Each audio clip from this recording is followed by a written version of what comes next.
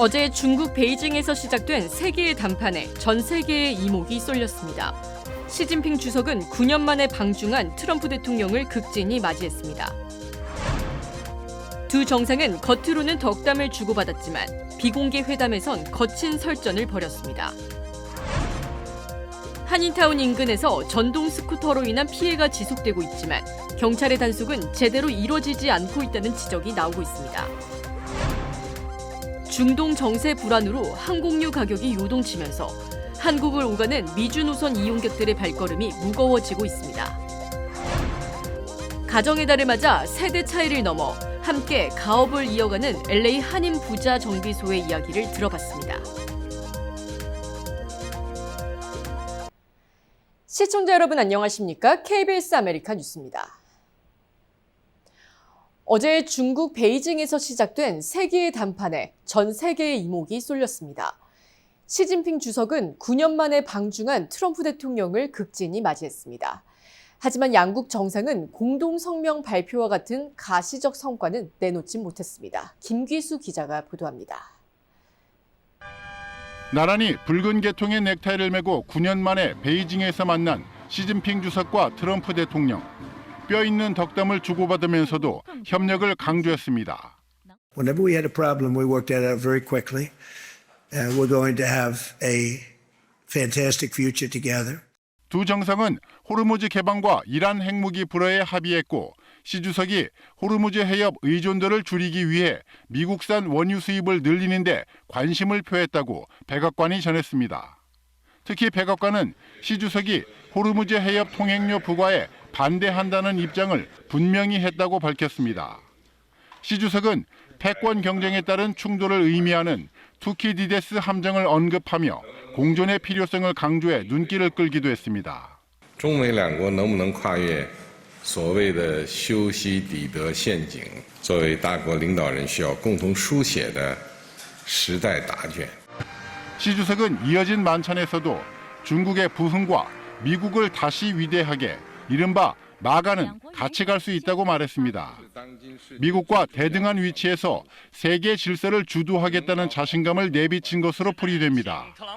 트럼프 대통령은 오는 9월 시 주석 부부를 백악관으로 초청하겠다며 화답했습니다. 135분간의 마라톤 회담, 일정 내내 우호적 분위기였지만 구체적 합의나 공동성명 발표와 같은 가시적 성과엔 이르지 못했습니다. 두 정상은 오늘 시 주석의 집무실이자 관저인 중난하이에서 차담회와 오찬 회동 등을 이어가며 추가 협의를 진행할 예정입니다. 이후 트럼프 대통령은 2박 3일 방중 일정을 마치고 귀국길에 오릅니다. KBS 뉴스 김기수입니다. 두 정상은 겉으로는 덕담을 주고받았지만 비공개 회담에선 거친 설전을 벌였습니다. 특히 시 주석은 대만 문제를 언급하며 미국에 경고를 보냈고 트럼프 대통령은 이례적으로 말을 아끼는 모습을 보였습니다. 김지숙 기자입니다. 비공개 회담으로 전환되자 시진핑 주석은 곧바로 배수진을 쳤습니다. 대만 문제는 양국 관계에서 가장 중요한 문제라며 잘 처리하면 양국 관계는 안정을 유지할 수 있지만 잘못 처리하면 충돌, 분쟁으로 치달아 양국 관계를 위험한 상황으로 밀어넣을 수 있다고 경고했습니다. 이례적으로 수위 높은 표현을 쓴 겁니다. 대만 문제는 레드라인이고 대만에 대한 미국의 무기 판매는 안 된다는 뜻을 거듭 강조한 걸로 풀이됩니다. 中美关系稳定是世界的利好，双方合则两利，斗则俱伤。 대만 문제가 논의될 거라고 예고했던 트럼프 대통령은 취재진의 질문에 말을 아꼈습니다.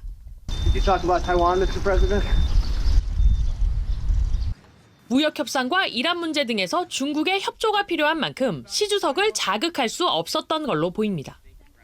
백악관 보도자료에서도 대만 관련 내용은 없었습니다.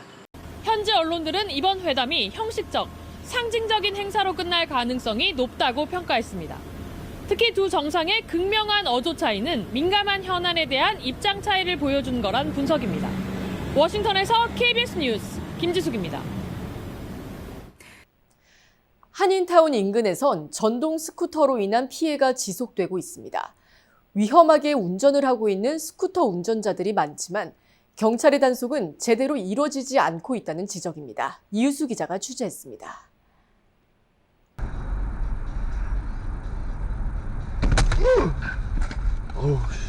저 일부러 쳤어, 새끼 일부러, 그지? 지난 2일 한인타운 제임스 엠무드와 아이롤로 교차점에서 전동 스쿠터 뺑소니 사고가 발생했습니다. 스쿠터를 타고 있던 운전자가 주행 중인 차량 유리를 파손한 뒤 그대로 도주한 겁니다. 위험하다고 생각하고 피해 갔어요. 피해서 가는데 갑자기 옆에서 쾅 하는 소리가 들리는 거예요. 그래서 그 친구가 다쳤는지 하고서 세웠는데 도망을 가더라고요. 피해는 입었지만 가해자는 도주한 상황. 피해자는 때마침 지나가는 경찰차가 있어 불러 세웠지만 차량에 탑승하고 있던 한인 경관에게 온라인으로 사건을 접수하라는 말밖에 듣지 못했다고 밝혔습니다. 말로만 들었던 한인 경찰들, LAPD들의 그런 어떤 불친절함이 저도 피부로 느끼니까 너무 실망을 했죠. 파손된 창문을 교체하는 데는 $320가 지출됐는데 수리비는 고스란히 차주의 몫이 됐습니다. 자동차 보험 전문가들은 차량 뺑소니 사고의 경우 무보험자 사고 보상을 통해 보상받을 수 있다고 조언했습니다. 하지만 본인 부담금 조항을 충족해야 하기 때문에 모든 사고에서 자유로울 수는 없습니다. 무보험 차량이라든가 아니면 히트앤드런에 대해서 커버리지를 통해서 이제 보상을 받을 수 있는데 대신 이런 경우에는 디덕터블이 발생되기 때문에 지난 2024년 9월 버몬트와 웨스트모어랜드 인도를 질주하던 전동 스쿠터가 인근 한식당으로 가던 60대 한인 남성을 치고 도주해 피해자가 사망하는 사건이 발생했습니다. 사건이 발생한 지 1년 이상이 지났지만 한인타운의 전동 스쿠터 안전 불감증은 여전히 사라지지 않고 있습니다. KBS 뉴스 이우수입니다. 재외동포가 한국은행 업무를 대리인에게 맡길 때 필요했던 금융위임장 절차가 간소화됩니다. 시간 지연과 분실 우려가 줄어들면서 해외 거주 동포들의 한국 금융 거래가 한층 편리해질 전망입니다. KBTV 신영주 기자입니다. 해외에 거주하는 재외동포가 한국은행 업무를 대리인에게 맡길 때 그동안 가장 번거로웠던 절차 중 하나는 금융위임장 발송이었습니다. 재외 공간에서 위임장 인증을 받은 뒤에도 종이 서류를 국제우편으로 한국에 보내야 했고 이 과정에서 며칠에서 몇 주가 걸리거나 분실 및 개인정보 유출 우려가 있었습니다. 오는 7월부터는 이 절차가 간소화됩니다. 재외동포청과 금융위원회, 금융결제원은 지난 13일 8개 금융기관과 업무 협약을 맺고 디지털 영사 인증, 금융위임장 서비스를 도입하기로 했습니다.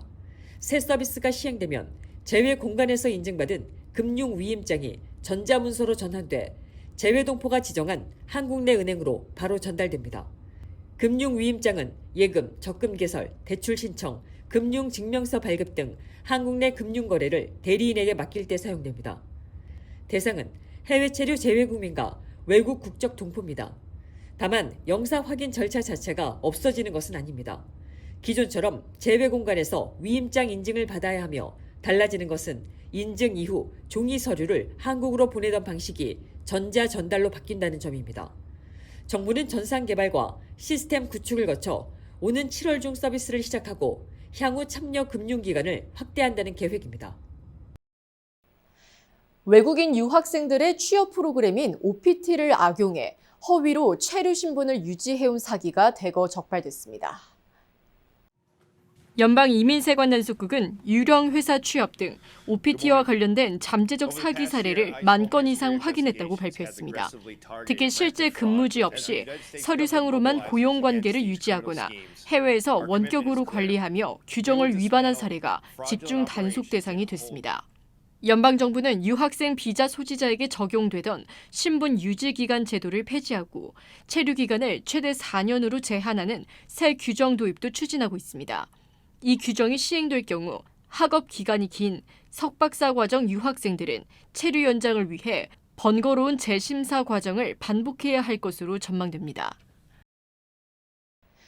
중동 정세 불안으로 항공유 가격이 요동치면서 한국을 오가는 미주 노선 이용객들의 발걸음이 무거워지고 있습니다. 최근 통계에 따르면 국제 항공료 지수는 지난해보다 16% 가까이 급등해 팬데믹 이후 가장 가파른 상승 곡선을 그리고 있습니다. 가장 큰 원인은 폭등한 유류 할증료로 대한항공은 이번 달 발권분부터 유류 할증료를 최고 단계인 33단계로 적용하고 있습니다. 이에 따라 LA나 뉴욕에서 인천을 오가는 약 7,000마일 안팎의 장거리 노선의 경우 왕복 유류 할증료만 최대 $830에 달합니다. 항공권 가격과는 별도로 순수하게 기름값 명목으로만 편도당 $400 이상을 지불해야 하는 것입니다. 아시아나 항공 역시 노선에 따라 최대 $345의 할증료를 부과하며 승객들의 부담을 키우고 있습니다. 성수기 한국 방문을 계획 중인 한인들은 발권 시점에 따른 비용 차이를 꼼꼼히 따져봐야 할 것으로 보입니다. 정했어요. 모두에게 더 다정하기로, 다 정관장 하기로. 선물은 정관장. 건강하세요. LA 한인타운에는 아버지와 아들이 함께 운영하는 자동차 정비소가 있습니다. 세대는 다르지만 서로의 부족한 부분을 채워가며 가업을 이어가고 있는 부자의 이야기를 가정의 달을 맞아 들어보고 왔습니다. LA 한인타운의 한 자동차 정비소. 열린 보닛 사이로 아버지와 아들이 함께 차량을 점검합니다. 이민을 와 가족을 위해 시작한 정비소 일은 어느덧 20년. 처음 가게 문을 열던 날의 긴장감은 아직도 생생합니다. 긴장을 많이 했죠. 이거 해야 되나 말아야 되나, 이것을 했을 때는 이걸 잘 운영할 수 있을 것인가, 또 안 되면 어떨 것인가, 수많은 생각 참 못 잤지요. 힘든 순간마다 가장 먼저 떠오른 건 가족이었습니다. 가족을 지켜야 된다. 내가 여기서 무너지면 우리 가족 내가 다 무너진다.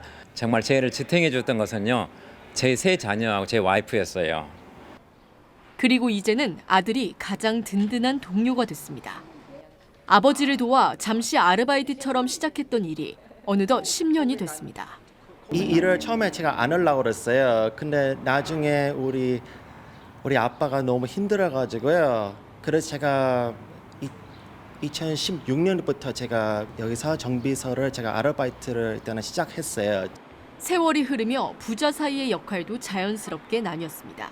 아버지는 오랜 경험으로 차량 상태를 살피고 아들은 전기차와 최신 진단 시스템을 맡고 있습니다. 자동차의 복잡한 프로그램 활용은 이제 아들의 몫입니다.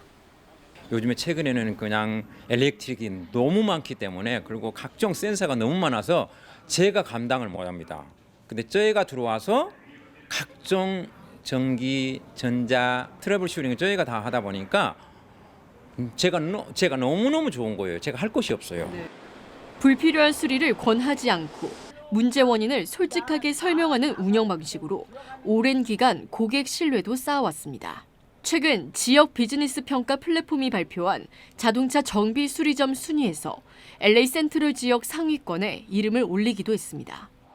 수십 년 동안 아버지가 지켜온 자리를 이제는 아들이 함께하며 가족을 넘어 비즈니스 동료로도 서로에게 가장 큰 힘이 되어주고 있습니다. 함께 일하면서 부딪히는 순간도 있었지만 아들에겐 아버지와 보내는 이 시간이 무엇보다 특별합니다. 네, 같이 일하고 배우고 놀고 같이 행복한 시간을 보내고 너무 감사합니다. 아버지 역시 자신이 평생 지켜온 이 공간을 아들이 이어가고 있다는 사실이 가장 큰 행복이라 말합니다. 그 파운데이션을 다 만들어놨는데 제가 이렇게 따라서 한다고 생각하니까 너무 기쁜 거예요. 기름 냄새와 공구 소리로 가득한 작업장 안에서 두 사람은 오늘도 함께 가족의 시간과 가업을 이어가고 있습니다.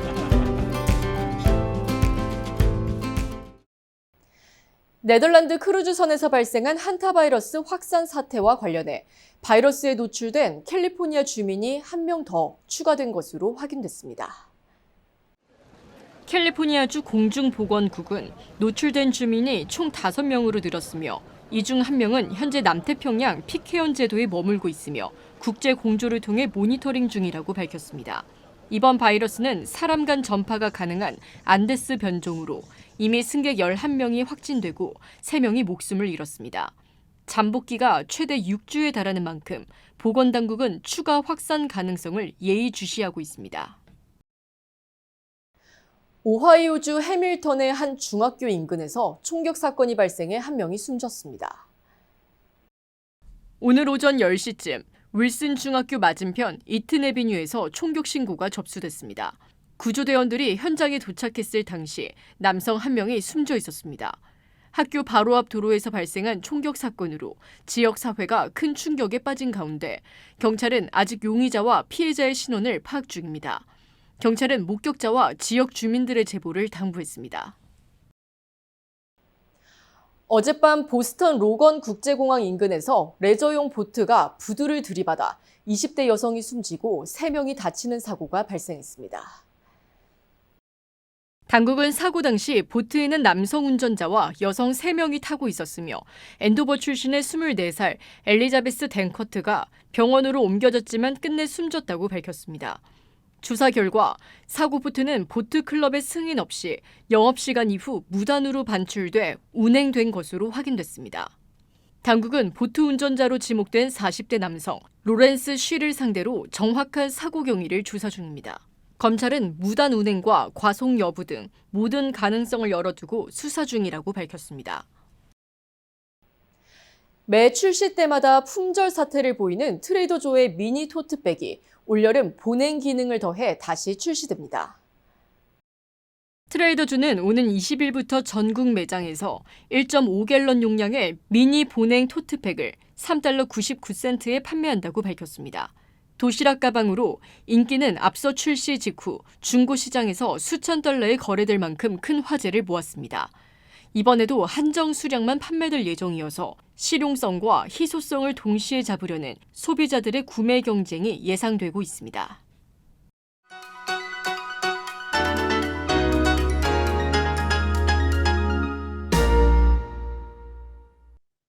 주식시장은 오늘 상승했습니다.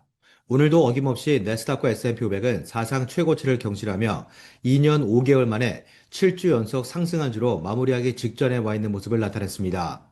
CPI와 PPI의 충격에도 불구하고 이틀 연속 혼조세로 마감하는 데 그쳤던 장이 다시 랠리 모드를 가동시킨 건데요. 2주 연속 증가세를 보인 신규 실업수당 청구 건수는 전망치를 웃돌았고 헤드라인 소매 판매 지수는 지난달 기록했던 3년 2개월 최고치의 3분의 1 수준에 그쳤지만 전망치에는 부합했습니다. 근원지수 역시 전달보다 크게 감소했지만 예상치에 부합하며 별다른 변수로 작용하지 않았습니다. 미중 정상회담 결과가 기대에 못 미쳤다는 분위기 속에서도 실적 호조와 함께 무려 24년 만에 최대 상승폭을 기록한 시스코는 5일 연속 신고가를 경신했습니다.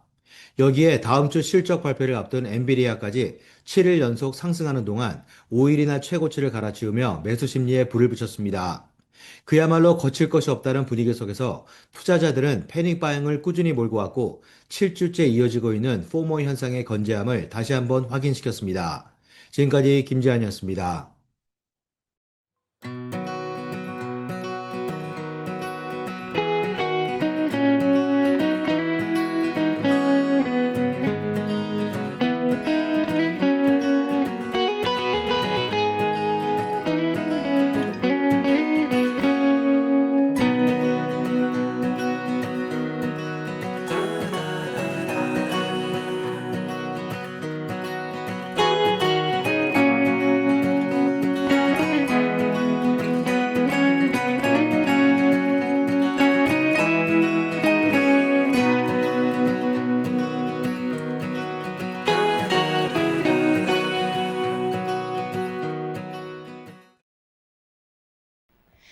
KBS 아메리칸 뉴스 오늘 소식은 여기까지입니다. 편안한 저녁 보내시기 바랍니다.